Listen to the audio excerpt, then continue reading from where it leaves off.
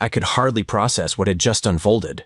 Truthfully, I would never have accepted any part of it if my own daughter hadn't been standing right there before me, shaking uncontrollably, her voice breaking apart, while tears streamed down her face as though they had been held back for years and finally received permission to escape. She appeared like someone who had barely escaped a terrifying dream, only to have it overtake her and seize her by the ankle once more.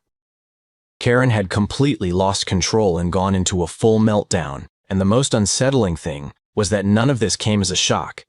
It felt almost as if the universe had chosen this moment to reveal exactly how extreme that woman could become. Welcome to Prodigy Tales. Be sure to like and subscribe for your daily dose of top-tier HOA drama. Before we explore this story any further, drop a comment telling us which country or which city you're watching from.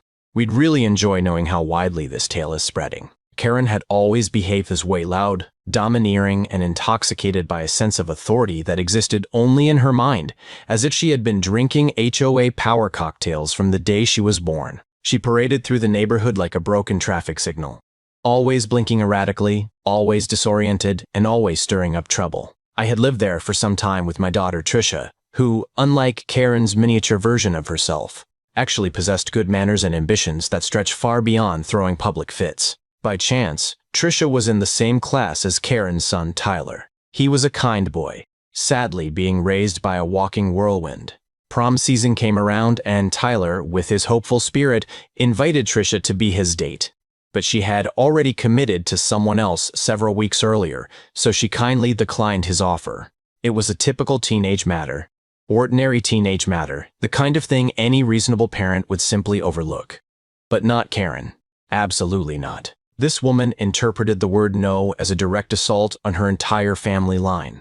So when Tyler returned home and shared what happened, Karen apparently viewed it as an act of open hostility. All at once, she began marching through the neighborhood like Godzilla wearing yoga pants, searching for a target to punish. And unfortunately for me, that target became my own front door. Trisha had no idea any of this was building. She was occupied with studying for her final exams while I was busy pretending the dark clouds gathering above Karen's bleached blonde hair didn't exist. But I should have recognized the warning signs. You cannot simply disregard a storm of that magnitude. It will always discover a way to shatter through. Nothing stayed the same after Karen learned that Tyler had been rejected. It was as though someone had ignited a firework beneath her pride, and the blast reverberated across the whole neighborhood. The following morning, she stormed directly to my front step and pounded on the door so violently that the doorbell surrendered any attempt to compete.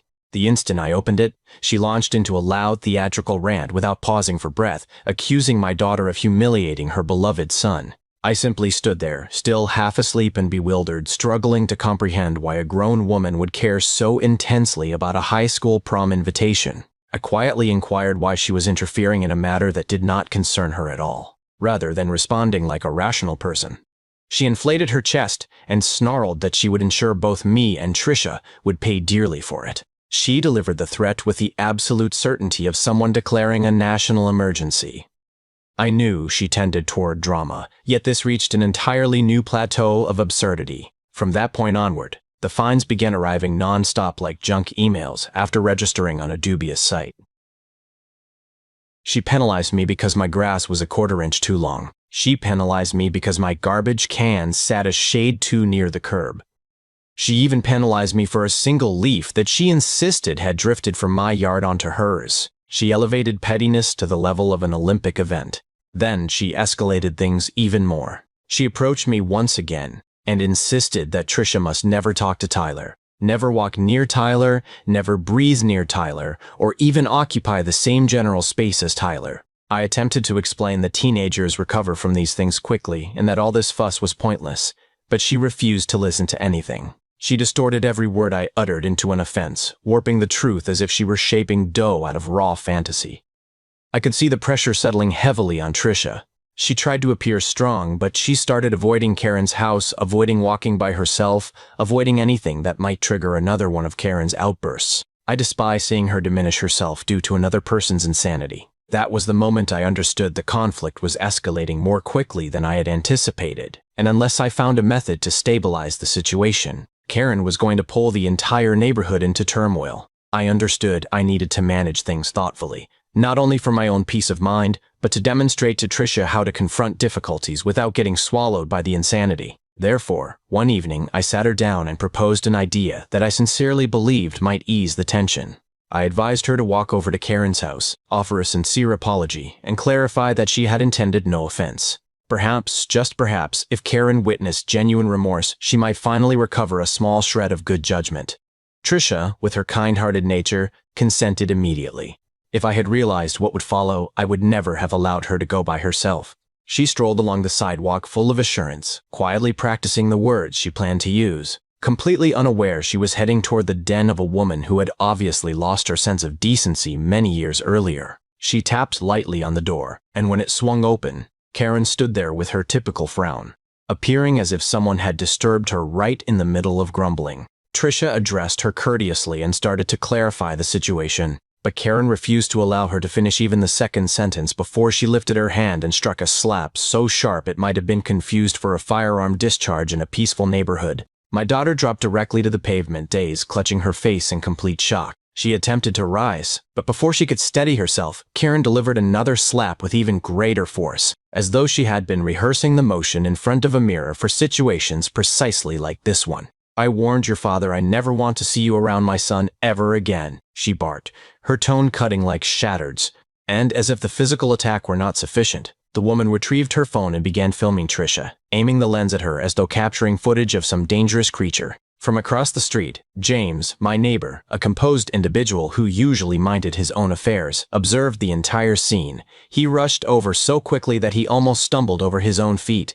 He seized the phone from Karen's grip, took hold of Trisha carefully, and escorted her away from that horrifying encounter. When he brought her into my living room, she was trembling, her cheeks puffed up and mascara running from her tears. She struggled to form sentences, but every phrase she forced out caused my anger to surge even stronger. Listening to the details felt like someone flipped a trigger deep within me. Karen had stepped over the ultimate boundary, yanked it from its foundation, and torched it completely. The instant I noticed Trisha's cheeks vivid red, inflamed, and quivering, I sensed something inside me click into position. There was no shouting, no hysteria. I simply raised my phone and started recording every detail. Her unsteady voice, the distinct handprint impressions on her skin, the tears she continued to brush aside, and James positioned behind her, seething as he described precisely what he had observed. I refused to permit Karen to distort the facts this time. I was collecting proof, solid, irrefutable proof. I phoned the police without delay. When the officers reached the scene and examined Trisha's face, their faces shifted immediately. James provided his complete statement, recounting both strikes and Karen filming her afterward. The officers proceeded directly to Karen's residence. She attempted to act blameless, but the moment they informed her she was being taken into custody, her arrogance vanished. Karen was arrested right there. The accusations against her included assault, battery, child endangerment, harassment, disorderly conduct, and invasion of privacy for filming a minor without permission. Since it involved multiple physical blows, the officer cautioned her that the incident might warrant stricter penalties, potentially leading to imprisonment. I reached out to my attorney straight afterward. We submitted a civil lawsuit demanding compensation for medical care, emotional distress, harassment, and Karen's prolonged misuse of HOA power. He projected that she would be responsible for tens of thousands in payments in addition to legal costs and possible HOA penalties. And once examiners dug further, it became evident she had been exploiting her position for years, an issue the board could no longer overlook. Neighbors assembled outdoors as the officers loaded her into the rear of the squad car. Some recorded video, some murmured among themselves, some simply shook their heads in astonishment. Trisha remained next to me, gripping my hand firmly, observing the woman who had attempted to bully her confront genuine accountability for the first time. Karen no longer held any power. Reality had finally overtaken her.